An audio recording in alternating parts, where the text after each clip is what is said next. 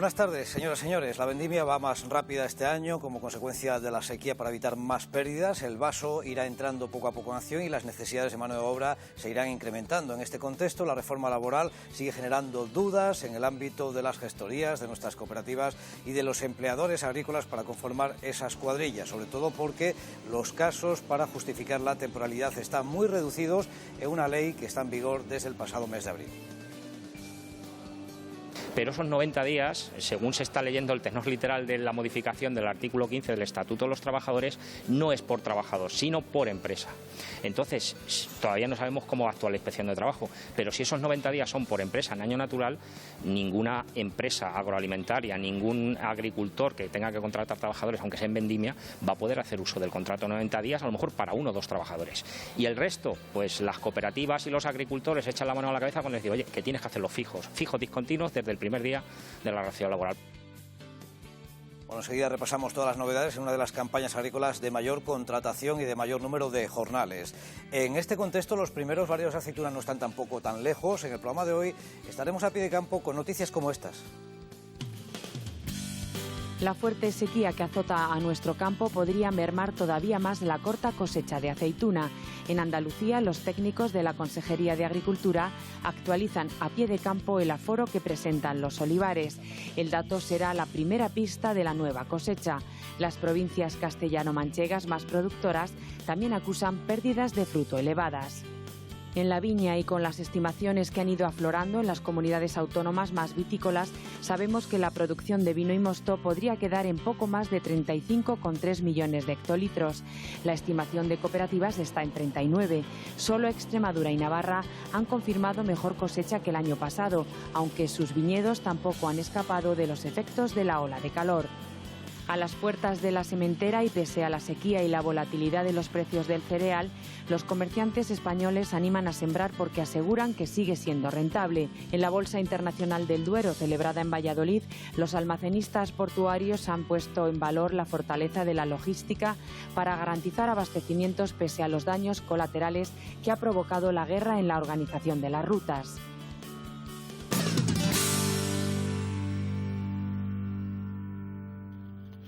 Prácticamente todos los cultivos están pidiendo agua desde hace tiempo. Ante la situación de sequía en Aldea del Rey, el olivar, sobre todo, va reclamando al agotar todas sus reservas. Esta imagen es de Sergio Céspedes desde el paraje de las Viñas. Y es que estamos a menos de un mes para que termine oficialmente la campaña comercial de venta de aceite de oliva. La Comisión Europea acaba de presentar un balance certificando que los consumos mundiales han estado por encima estos meses de la oferta disponible, después de una campaña corta que sitúa a la Unión Europea en 3,3 millones de toneladas en todo el planeta, un 12,6% más que en la campaña anterior, con 379.000 toneladas que se molturaron, en incremento en los datos globales. El 66,8% de esa cifra mundial de producción de aceite se hizo aquí en la Unión Europea, el 43,2% restante en terceros países. El total de disponibilidades de aceite de oliva en los principales productores y considerando el stock de enlace de nuestro país, la reducción podría superar las 550.000 toneladas en el caso de nuestro mercado, un 17% menos que el año anterior. En Andalucía, los datos suelen proyectarse a nivel nacional, lo que se va haciendo de aforo, y los técnicos de la Consejería de Agricultura, así como los de las cooperativas y almazaras, siguen haciendo cálculos y recálculos, ya que la situación de muchos olivares como estos es muy crítica. Este leñoso, cuando no tiene reservas, ya saben que tira el fruto al suelo. El primero de los aforos realizados hasta estos meses fue el de cooperativas agroalimentarias a nivel nacional, en la sectorial que celebraron el 14 de julio, donde estimaron que la próxima cosecha de aceite en España difícilmente alcanzaría ya el 1.000.000 de toneladas. Andalucía podría quedar incluso por debajo de las 700.000, aunque todo esto sigue muy abierto. Está precisamente en la mitad de la cosecha del año pasado, en un 60, en un 70%, perfectamente, dado lo que nosotros estamos viendo ahora mismo. Y eso hay que sumarle la pérdida de luego en la molturación, etcétera, etcétera, etcétera. Eso puede suponer unas pérdidas de más de 100 millones, van a suponer una pérdida de más de 100 millones de euros para toda la provincia. En pocos días podríamos tener ya un avance de lo que se haya comercializado en el mes de agosto. Si se hubieran mantenido los ritmos medios por encima de las 135.000 toneladas que hemos visto en esta campaña, pues se entendería ese bajo enlace que podría descontar también las ventas de septiembre. De momento, el Virgen Extra sigue fuerte, 3 céntimos más, con un precio que, como ven, se acerca a los 4 euros, aunque hay muchas operaciones que ya están instaladas en los 4 euros en la categoría Reina Virgen Extra. El Virgen esta semana vemos una diferencia en negativo respecto al precio, a las medias de las operaciones firmadas en Pulred hace justo 7 días, 2 céntimos menos a 3,85, y fíjense porque el lampante está muy cerca de ese precio, en 3,84 estaría la media, con una subida esta vez de 4 semanas respecto a hace una semana. El aceite de oliva fue el primer objetivo del proyecto Nutri-Score aquí en España, que luego se quedó paralizado con esa propuesta del Ministerio de Consumo. En Italia, la autoridad de competencia acaba de anunciar que Nutri-Score no se puede utilizar, obligando a una gran superficie comercial ya que lo había puesto en marcha y a otros distribuidores que utilicen esa etiqueta para clasificar el valor nutricional de los alimentos a que lo retiren de los etiquetados de esos productos que venden en el mercado italiano. Argumentan que Nutri-Score podría inducir a error a los consumidores en la elección de sus productos a través de una clasificación arbitraria, dice la autoridad de competencia italiana, de los alimentos, con un sesgo en el juicio que no incentiva al consumidor a hacer una evaluación adecuada.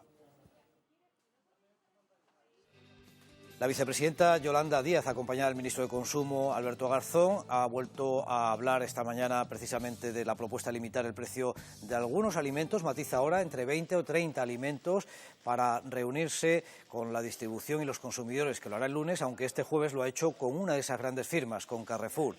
Sin presencia de ningún miembro del Ministerio de Agricultura, el titular Luis Planas ha dejado claro también en otra entrevista que el ministro competente en materia de alimentación es él y que la medida carece de encaje porque la prohíbe el Tratado de Funcionamiento de la Unión Europea del Sentido Común. En rueda de prensa, después de este encuentro con Carrefour, Yolanda Díaz insistía.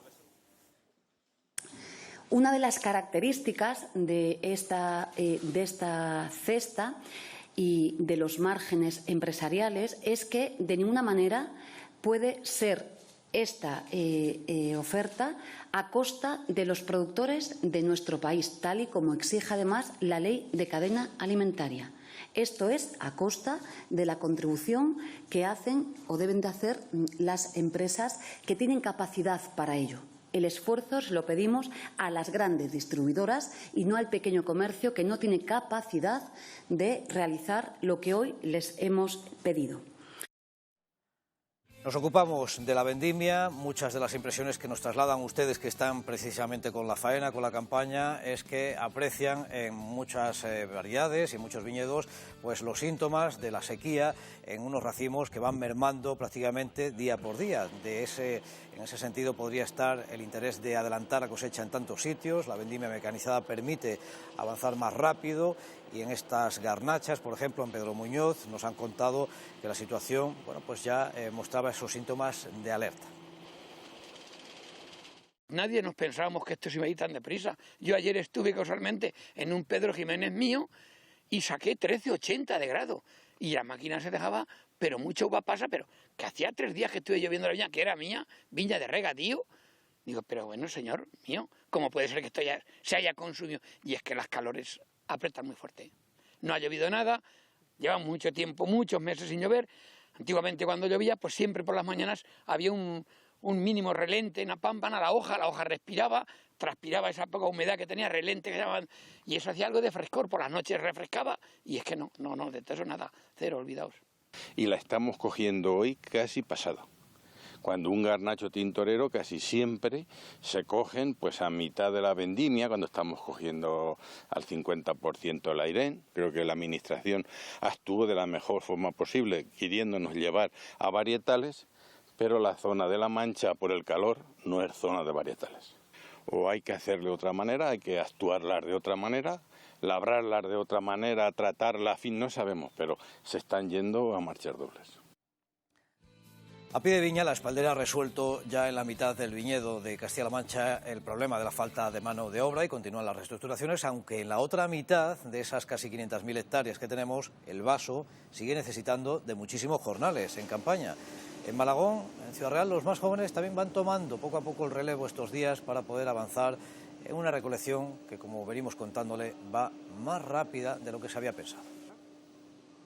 Entonces, según la reforma laboral, las campañas, que suelen considerarse trabajos previsibles, tenemos una limitación de 90 días, cosa que no vamos a poder cumplir en el momento de que pasamos de una campaña de bodega a campaña de almazara. O sea, que al final vamos a tener que optar por la figura de fijo discontinuo y no nos queda otra.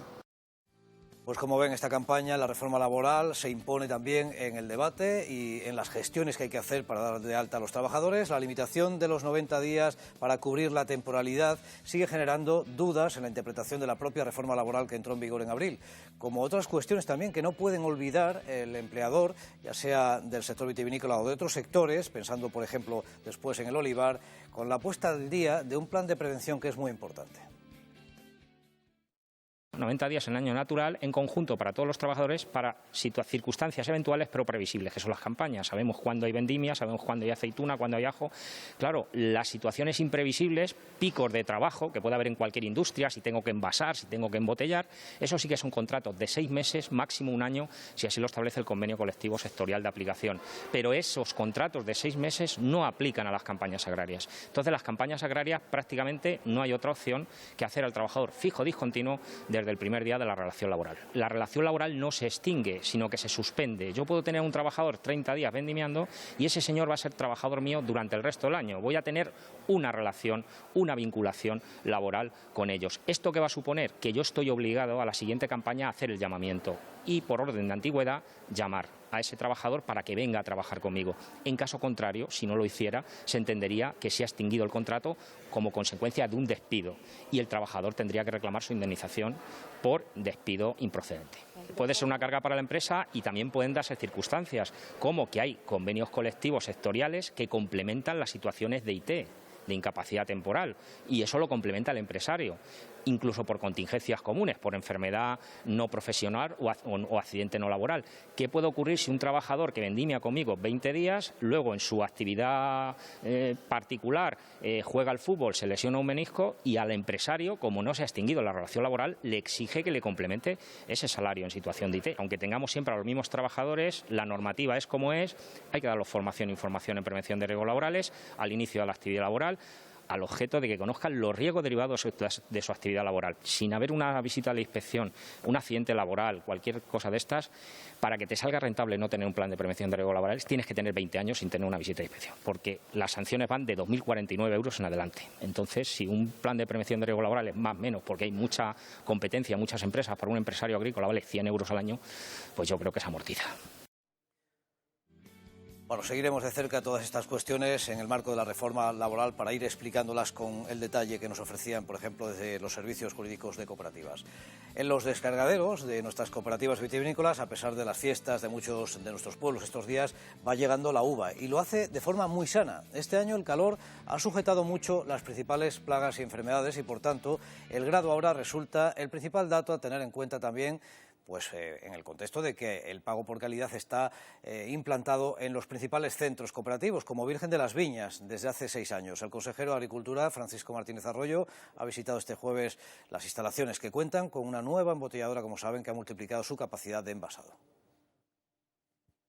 Para la campaña 2022, para las operaciones que se tienen que hacer en el 2023.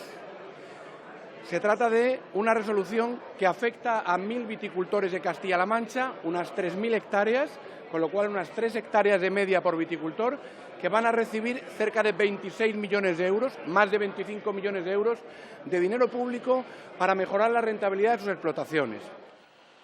En Tomelloso, antes de ir a Virgen de las Viñas, el consejero visitó también la Santiago Apóstol de Tomelloso, que, como hemos visto ya esta semana aquí en el programa, encara la recta final de la campaña del melón y de la sandía, con un mensaje de prudencia a los socios para que midan bien los últimos cortes, con el fin de no solapar de golpe toda la producción y aprovechar los precios que siguen siendo favorables en el lineal. El consejero ha abogado por reforzar la interprofesional. Sí, a ver, calculamos que este año, por las temperaturas y conforme se está desarrollando, cuando llegue finales de septiembre, 1 de octubre, se dé por finalizada.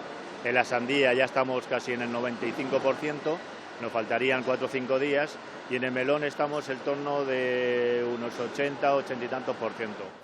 Bien, hasta ahora la situación de inflación, la subida de los precios ha, desde luego, incrementado el valor de las exportaciones agroalimentarias españolas también en el primer semestre de este año, pero ha camuflado recortes en el volumen, en un contexto de incertidumbre que está obligando también a los principales sectores a adaptarse. Los últimos datos de comercio exterior agroalimentario, también pesquero, del Ministerio, reflejan que las ventas en el exterior sumaron casi 20 millones de toneladas hasta junio, frente a los 20,8 millones del mismo periodo de 2021. A pesar de todo, con esas ligeras diferencias, la exportación, pese a los precios, sigue abriéndose paso en el mercado internacional. Vamos a hacer una parada, reflexionamos, reposamos toda la información, pero tenemos que contarle todavía más. Estamos de vuelta enseguida.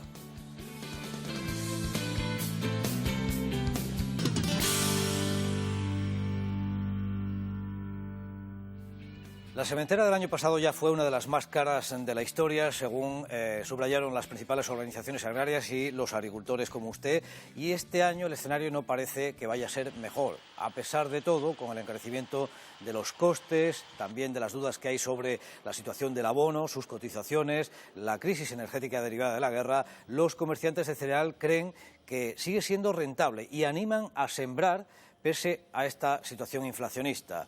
Lo han dicho en la celebración de la quinta Bolsa Internacional del Duero, que se acaba de celebrar en Valladolid, donde ha habido una masiva representación de todo el sector cerealista y donde también algunos economistas ven primeros signos de desaceleración de ese incremento de la inflación, por ejemplo, en mercados como Estados Unidos, que dicen que va por delante de lo que está ocurriendo en Europa. Igualmente, los almacenistas portuarios han puesto en valor la fortaleza de la logística para evitar desabastecimientos.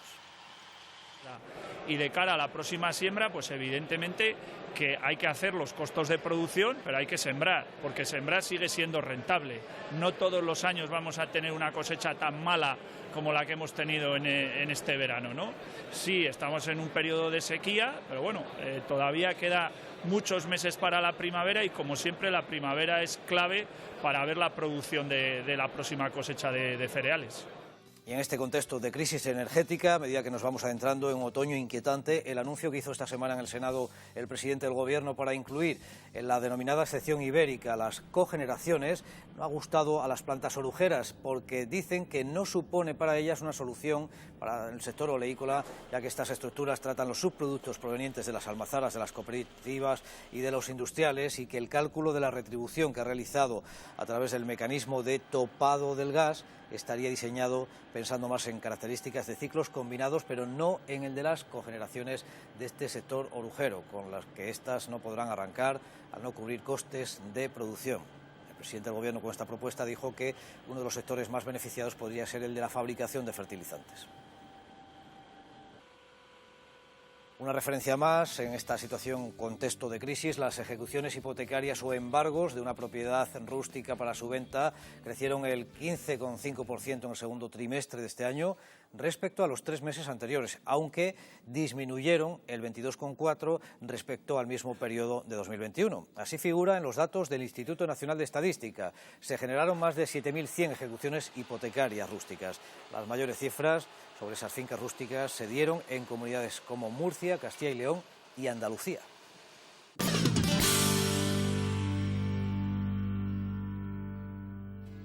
Vamos ya con las imágenes, animándoles a participar y enviarlas al correo electrónico o a través del WhatsApp. Y comenzamos con una estampa al final de la jornada. Miren qué precioso atardecer que nos manda Lali desde Toledo, con el perrito ahí mirando las últimas luces del día. Alicia también ha retratado otro atardecer en el Guadiana, a su paso por Pueblo Nuevo de Buyaque. Ahí tienen también la estampa. Y José Luis desde Noez, en Toledo, comparte este otro paisaje que pueden apreciar en su pantalla. Mari Carmen nos ha mandado también este día que tenemos esos tintes ya al atardecer. Ahí tiene la imagen desde Villaseca de Henares, en Guadalajara, y vamos buscando el refrán sobre estas fotografías de espectadores, con este atardecer antes desde el Castillo de Calatrava la Vieja, de Elio Rodríguez, y los granados. Cuando la Virgen viene, la golondrina se va. Hoy es la Natividad de la Virgen María. Ahí dejamos ese refrán. Volvemos esta noche, eso sí, tenemos programa esta noche. Nos vemos si lo desean. Que pasen buena tarde.